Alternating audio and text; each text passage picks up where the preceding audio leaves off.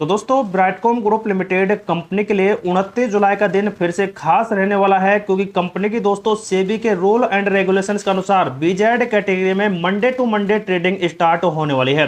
पिछले 1 जुलाई से कंपनी की मंडे टू मंडे ट्रेडिंग हो रही है और 4 सेशन कंपनी के ट्रेडिंग हो चुके हैं, लेकिन अब 5वां सेशन है जो कि लास्ट सेशन आप इसे कह सकते हैं, क्योंकि कंपनी 31 जुलाई के आसपास अपने रिजल्ट निकाल कर दे सकती है। क्योंकि कंपनी ने एक नोटिफिकेशन रिलीज किया और उसके अनुसार ही दोस्तों कंपनी अपने यहां पर अब रिजल्ट्स भी यहां पर डिक्लेयर कर सकती है Q2 और Q3 के। लेकिन दोस्तों आपको बता दें कि कंपनी में जो 29 जुलाई को 5th ट्रेडिंग सेशन होने वाला है, इसमें भी कंपनी में वही 5% का ही लोअर सर्किट लगेगा, क्योंकि कंपनी अपने दोस्तों यहां पर माहौल को खराब कर चुकी है और अभी तक इसने अपनी फोरेंसिक ऑडिट का उजागर नहीं किया है, जो सेबी के अनुसार चल रही है। लेकिन दोस्तों जब तक इस कंपनी की फोरेंसिक ऑडिट नहीं आती है तब तक दोस्तों कंपनी का माहौल कुछ इसी प्रकार से आपको देखने को मिलने वाला है। और सबसे बड़ी बात यह है कि कंपनी ने जो यहां पर वादा किया है कि वह लगभग अपने रिजल्ट से जो जुलाई 31, 2024 से पहले निकाल कर दे देगी Q2 और Q3 के। अगर दोस्तों ये वादा इस कंपनी ने अब की बार भी पूरा नहीं किया तो कंपनी की ट्रेडिंग हमेशा के लिए और बंद हो जाएगी, और जो कि 6 महीने तक ही चलने वाली है।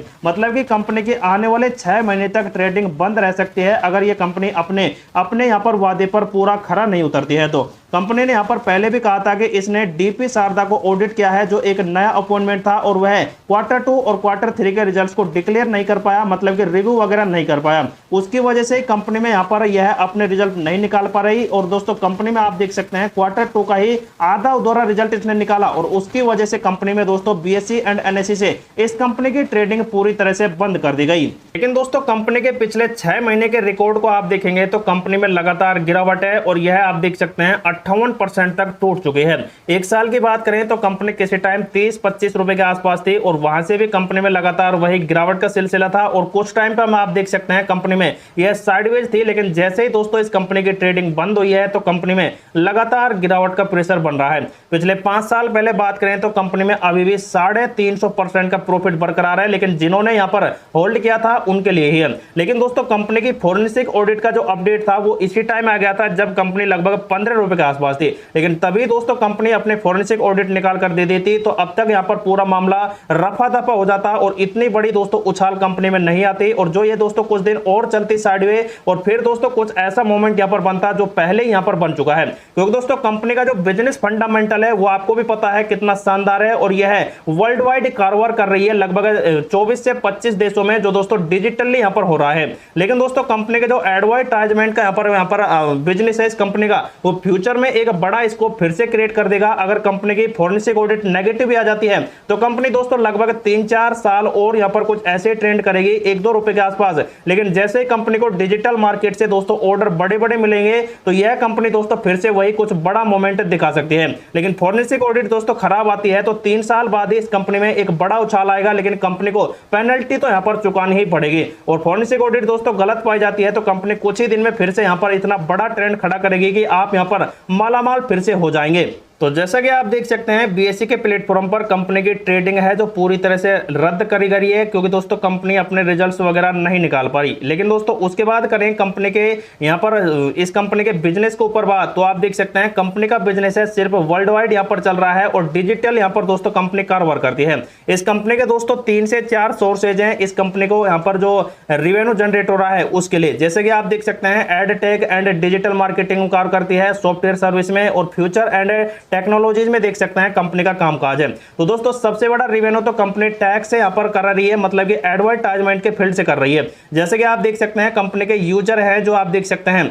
यहां पर सबसे पहले तो आता है सबसे बड़ा यूजर गूगल। जी हां दोस्तों गूगल है, उसके बाद याहू, फिर उसके बाद अमेरिकन एक्सप्रेस, यूनिलीवर है, और दोस्तों कई ऐसी बड़ी दिग्गज प्लेटफॉर्म है जो ऑनलाइन वर्क करते हैं, और दोस्तों यहीं से कंपनी को बड़े एडवर्टाइजमेंट के प्रोजेक्ट मिलते हैं। और इंडस्ट्रियल एरिया में भी आप देखेंगे तो देख सकते हैं यहां पर media and entertainment, technology, telecom, मतलब कि जैसे वोडाफोन आइडिया, जियो वगैरह है, इनसे यहां पर दोस्तों कंपनी को कामकाज मिलते हैं सॉफ्टवेयर संबंधित है। उसके बाद डिजिटल मीडिया है, कंज्यूमर यहां पर है, और उसके बाद FMCG, BFSI है, ऑटोमोबाइल से कई सेक्टर हैं जो दोस्तों इंडस्ट्री से भी दोस्तों कंपनी को कारोबार मिलते हैं। तो देखा जाए तो दोस्तों कंपनी का वैसे जो कस्टमर बेस यहां पर है वो काफी ज्यादा है, मतलब कि क्लाइंट का लिस्ट दोस्तों कंपनी का काफी स्ट्रांगली है, और यही से कंपनी को बड़ा कामकाज मिलता है। और इसी वजह से दोस्तों कंपनी का जो फ्यूचर प्लान है वो काफी शानदार यहाँ पर मिल सकता है। लेकिन दोस्तों फोरेंसिक ऑडिट डिक्लेयर होने के बाद ही दोस्तों इस कंपनी से कुछ उम्मीद कर सकते हैं। दोस्तों बात करते हैं कंपनी के ऊपर कुछ ऐसे कमेंट जो कल के वीडियो पर आए हैं और आप देख सकते हैं। एंजल वन में तो सेल का ऑर्डर नहीं लगता है, ऑर्डर लगता है तो ऑर्डर कैंसिल हो जाता है।